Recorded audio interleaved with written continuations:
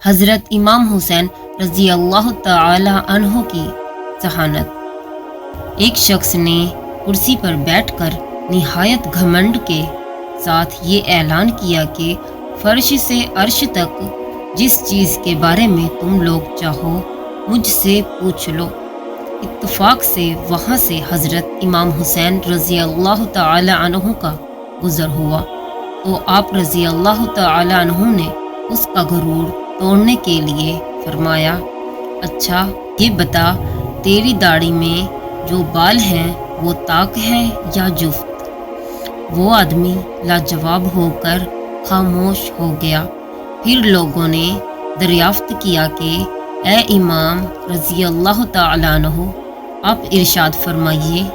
تو آپ رضی اللہ تعالیٰ عنہ نے فرمایا کہ داڑھی کے بال جفت ہیں۔ مغرور نے کہا کہ اس بات کی کوئی دلیل ہے؟ حضرت امام حسین رضی اللہ تعالیٰ عنہ نے فرمایا، اس کی دلیل قرآن مجید کی یہ آیت ہے کہ وَمِن كُلِّ شَيْءٍ خَلَقْنَا زَوْجَيْنِ، ہر مخلوق زوجین یعنی جفت ہے اور اللہ تعالیٰ طاق ہے۔ یہ سن کر وہ گھمنڈی بے حد شرمندہ ہوا۔ وَمِن كُلِّ شَيْءٍ خَلَقْنَا زَوْجَيْنِ سورۃ الذاریات کی آیت ہے، جس کا ترجمہ ہے اور ہم نے ہر چیز کا جوڑا پیدا کیا ہے۔